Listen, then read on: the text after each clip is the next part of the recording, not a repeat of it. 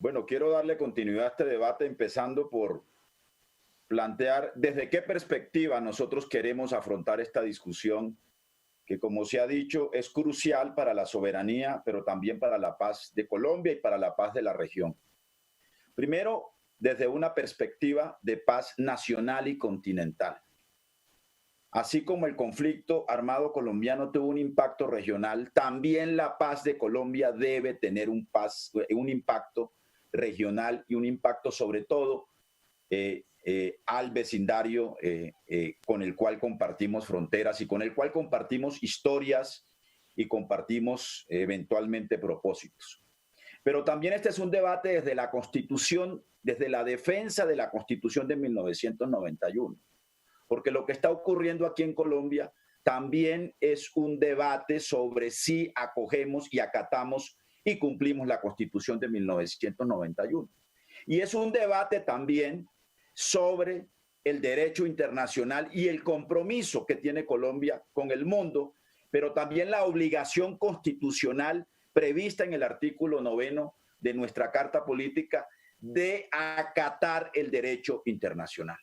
Este es el debate que nosotros hemos querido plantear y ese es el lugar desde el cual le queremos plantear esta discusión al gobierno nacional, al Congreso y al país. En segundo lugar, señor presidente, y es el desarrollo que voy a tratar de hacer en esta intervención. El asunto de los militares norteamericanos que están llegando a Colombia, el asunto de las tropas norteamericanas tiene una relación directa con la cuestión de Venezuela.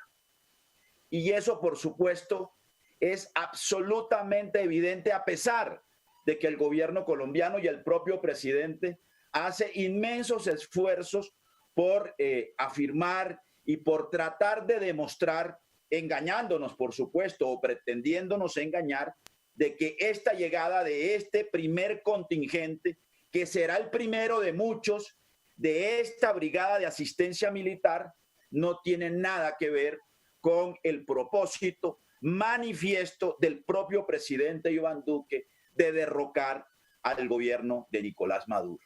Y nuestra discusión no está en la caracterización del gobierno de Nicolás Maduro, que puede tener poco de democracia, puede tener rasgos autoritarios.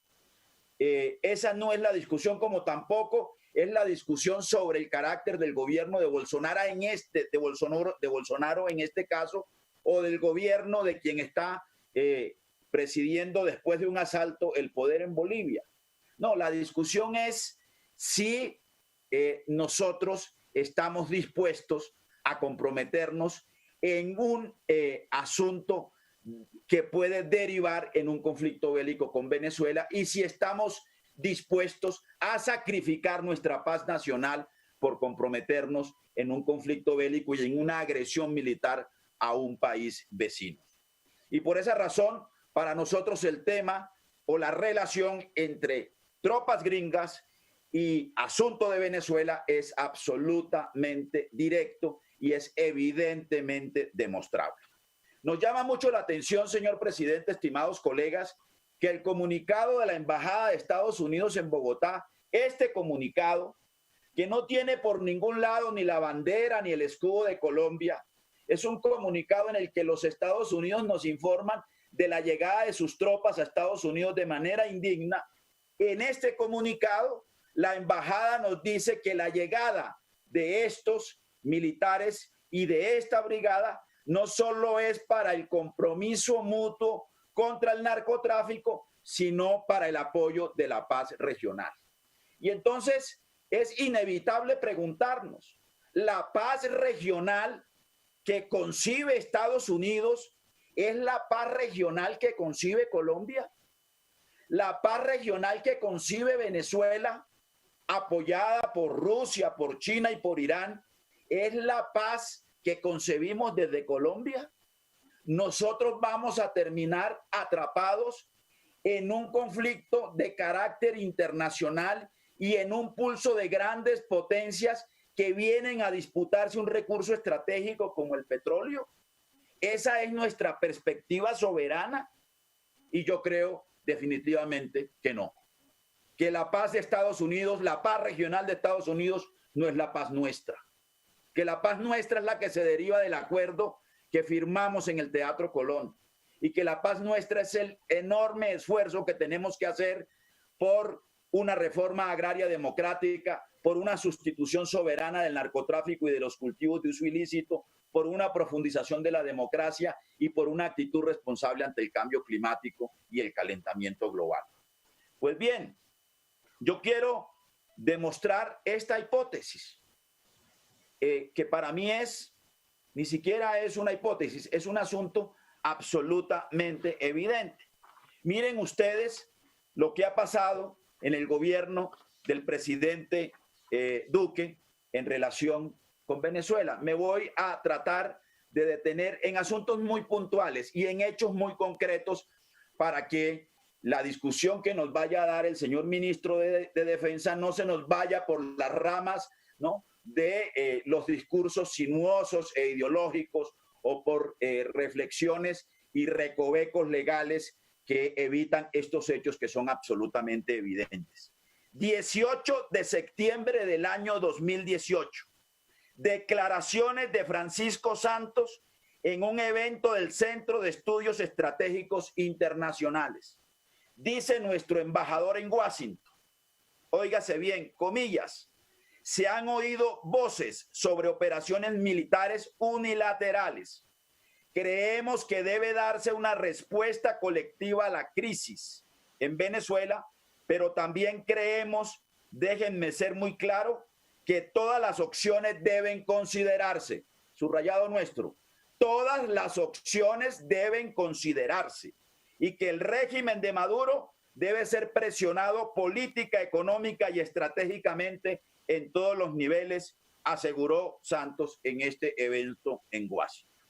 Pero luego, ¿qué pasa? Estos hechos hacen parte de una queja disciplinaria que interpusimos con los doctores Armando Noboa, Daniel García Peña, con el colega Iván Cepeda, con León Valencia y con Ramón Jimeno, el periodista, una queja disciplinaria contra el hoy ministro de Defensa, el doctor Carlos Holmes Trujillo, la señora canciller y el embajador de Washington por una violación clara a la Constitución Nacional. 15 de diciembre del 2018 se emite el comunicado conjunto número 16 por el Grupo de Lima, que fue la estrategia con la cual, digamos, o a la cual acudió el gobierno del presidente Duque. Había sido heredado de un esfuerzo también diplomático del gobierno del presidente Santos. En eso hubo cierta continuidad Duque-Santos, con el fin de buscar una salida pacífica a la crisis de Venezuela.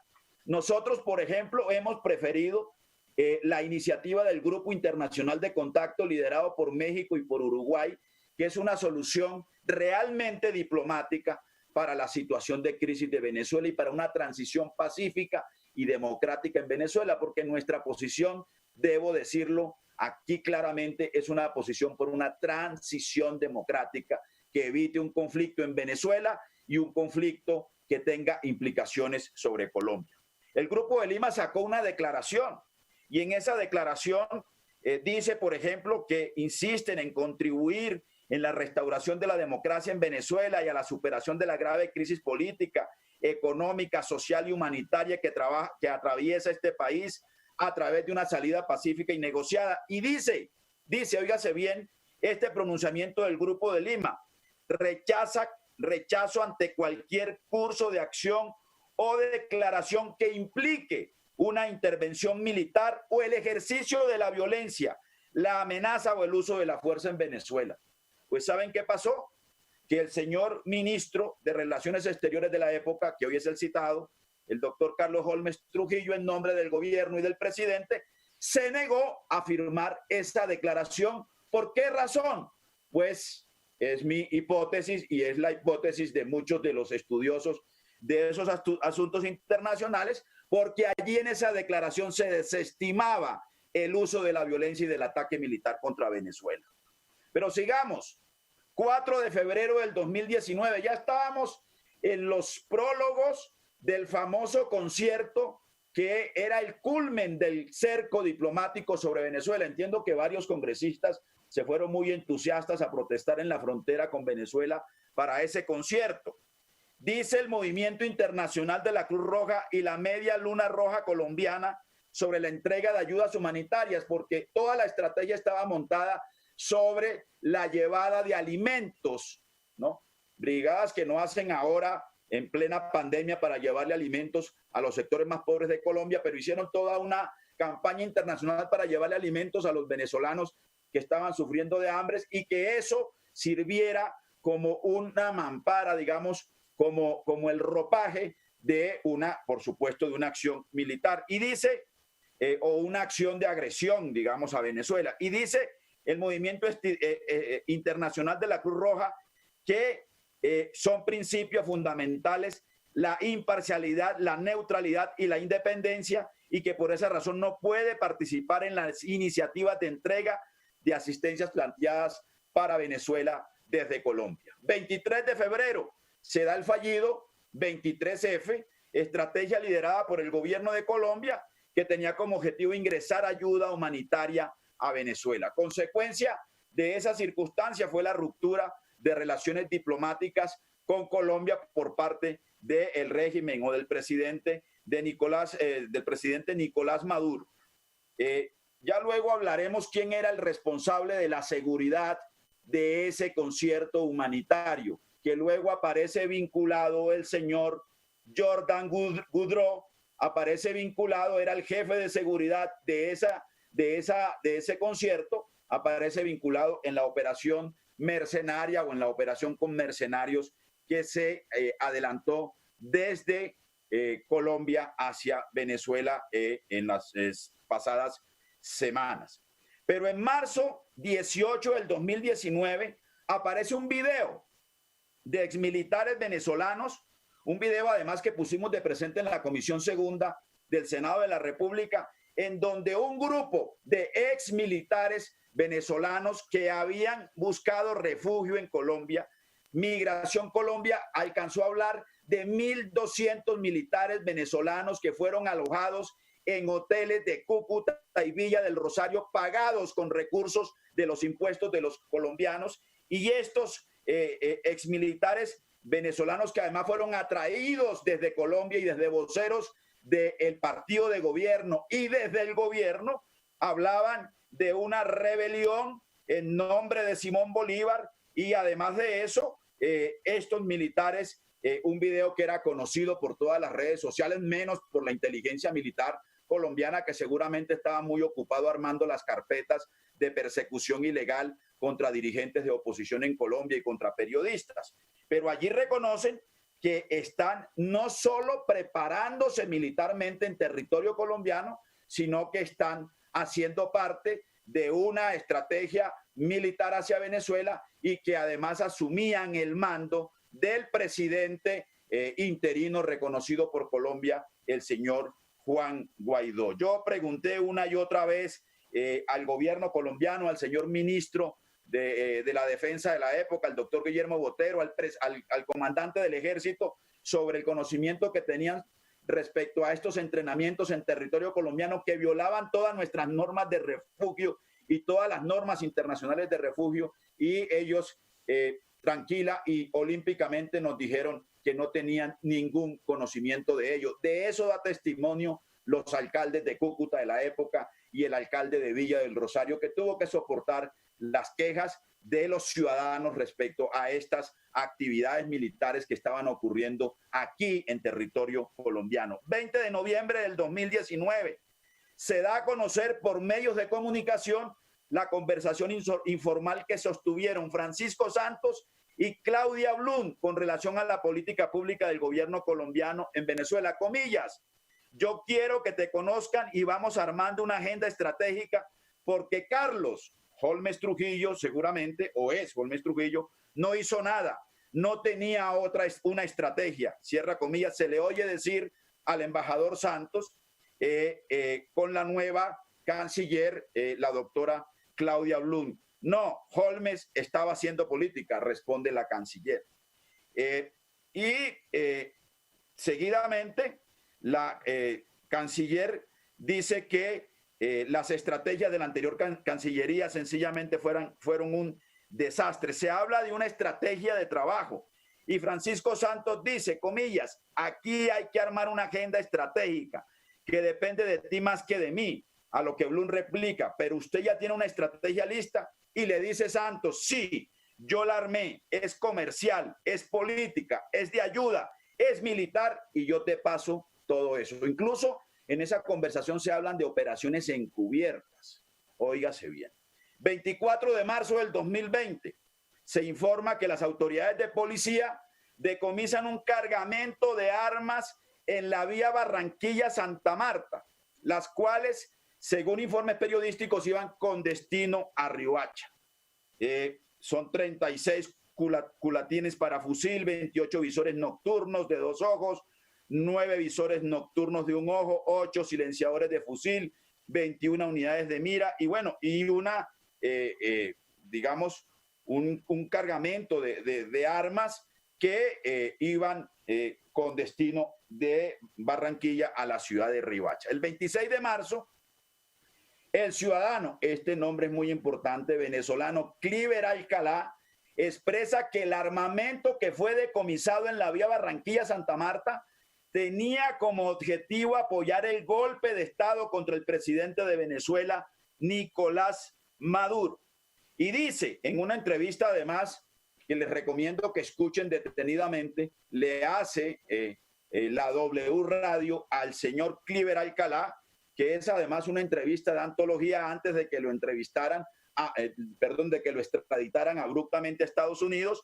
Dice que ninguna autoridad colombiana conocía de la operación que veníamos preparando contra Venezuela, ni el presidente Iván Duque ni las fuerzas militares, pero ellos se enteraron 48 horas antes del decomiso de este armamento, dice el señor Cliver Alcalá, y dice además que él personalmente le informó al director de la dirección o al jefe de la Dirección Nacional de Inteligencia y Contrainteligencia de Colombia. Sería bueno preguntarle a este señor si efectivamente estuvo enterado de lo que estaba ocurriendo en Colombia, si no lo sabía la inteligencia militar, con todas estas evidencias que estoy aquí poniendo en conocimiento público, o si efectivamente fue, si no lo sabía, informado en aquel entonces. 3 de mayo del 2020 se conoce el fracaso de la operación Gedeón, cuyo objetivo era derribar a Nicolás Maduro, pero digamos, terminó con la detención y la muerte en esos hechos de un número de los 8 muertos, medio centenar de detenidos, y en ese escándalo entonces conocimos que había un contrato firmado con una firma, con una empresa denominada Silvercorp, un contrato entre el señor Jordan Goudreau, que había sido el jefe de seguridad del concierto humanitario en Cúcuta el 23 de febrero del 2019, con delegados del presidente interino, entre comillas, Juan Guaidó, a instancias de su delegado principal, el señor JJ Rendón. Luego hemos sabido que esas reuniones para esta operación desde territorio colombiano hacia Venezuela ocurrieron o acontecieron en el centro de Bogotá, en el Hotel Marriott. Pero además, para darle la razón y para, digamos, reiterar lo dicho por el colega Gustavo Petro y por el colega Iván Cepeda, léanse este contrato entre Silvercorp y los señores de Juan Guaidó y se encontrarán que la operación o el propósito mejor del derrocamiento del señor Nicolás Maduro es sobre todo el de una repartija de la economía venezolana y sobre todo de la economía petrolera. No hay nada más. Aquí arropado con un discurso ideológico de extrema derecha, lo que hay es una pretensión económica que seguramente también es la perspectiva de paz regional que anida en la mentalidad del presidente de Estados Unidos, que anunció desde el 1 de abril del año 2020 una gran operación internacional continental que comprometería a 20 países y cuya punta de lanza era Colombia en la lucha contra el narcotráfico y en la búsqueda de su concepto de paz regional que no es el nuestro.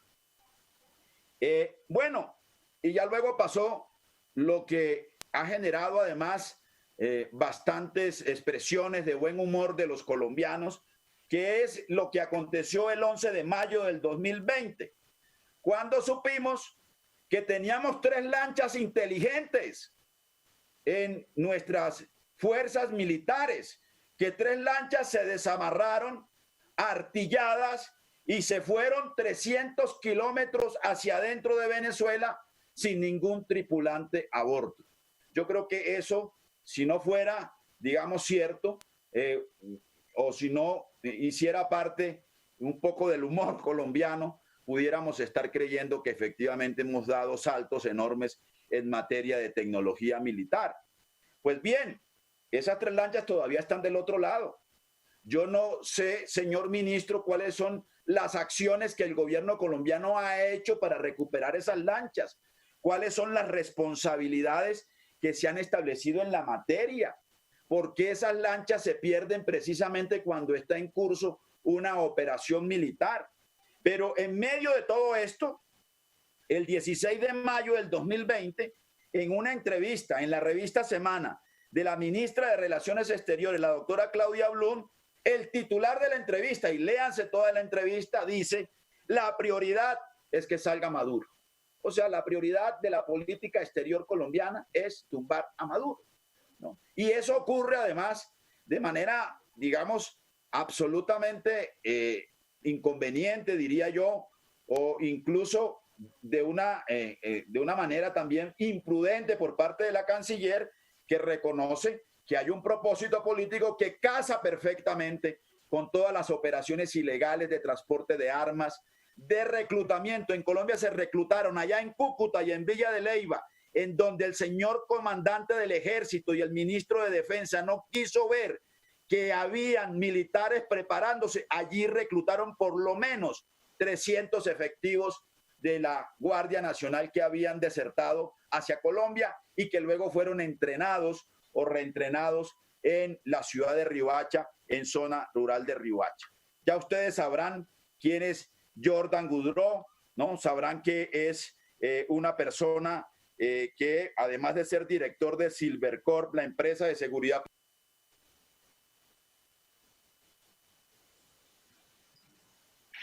Senador Sanguino, tiene 3 minutos para que termine, si lo necesita, por favor. Sí, señor. Lideró, digamos, y planificó el golpe de Estado. Está el señor también Cliver Alcalá. Hay unas operaciones militares que se han venido haciendo, unas operaciones conjuntas con el ejército colombiano y el ejército de Estados Unidos, operaciones navales, operaciones en Cúcuta, con personal militar también, con uso de aeronaves y operaciones aéreas también, tanto en Cúcuta como en la frontera, como en Venezuela. Pues bien, no me voy a detener porque no tengo tiempo. Ya los colegas me relevaron de contar en qué consiste esta misión o esta brigada de asistencia militar, y quiero terminar con lo siguiente. Aquí hay una clara violación de la soberanía nacional, pero también hay una clara violación de la Constitución Nacional. Ya el Consejo de Estado, en el año 2009, cuando el presidente de la época le pidió un concepto a este alto tribunal sobre la instalación de las bases militares, advirtió que ninguno de los 20 instrumentos de tratados o de convenios que ha celebrado Colombia con Estados Unidos, ninguno de esos 20 instrumentos que invoca el señor ministro de Defensa y el gobierno nacional, ninguno permite la presencia de tropas extranjeras en Colombia y mucho menos de tropas norteamericanas, y que esa presencia implicaría un tratado marco que debe ser tramitado por el gobierno de Colombia. Pero si no existe tratado, por lo menos el tránsito, y mucho con mayor razón, si es para establecerse por un tiempo que no sabemos, que es indefinido, que han dicho que es de 4 meses, pero que puede ser mayor, incluso con mayor razón para esa circunstancia, se requeriría pasar por el Senado de la República y pedir un concepto al Consejo de Estado. El Consejo de Estado, le ha dicho el presidente, infórmenme sobre ese asunto. Pero aún así, mi concepto, Así usted no lo acoja, implica necesariamente que se cumpla la Constitución Nacional en su artículo 179, que quiere decir y que significa pasar por el Senado de la República. Muy buena pregunta la que ha dejado el colega Gustavo Petro, que también se dejó en aquella época. Si tienen las mayorías en el Senado, ¿por qué no traen a discusión y aprobación del Senado esta solicitud si es que realmente quieren mostrar un talante democrático y de respeto a la Constitución Nacional? Seguramente quieren evitarse un debate público en la materia. Por esa razón, con esto termino, nosotros, varios exconstituyentes, el doctor Armando Noboa, el doctor Álvaro Echeverri Uruburu, el doctor Fabio Villa, varios senadores de la República, lo hemos acordado con el doctor Iván Cepeda y con quienes quieran acompañarnos. Interpondremos una solicitud de investigación al presidente de la República en la Comisión de Acusaciones de la Cámara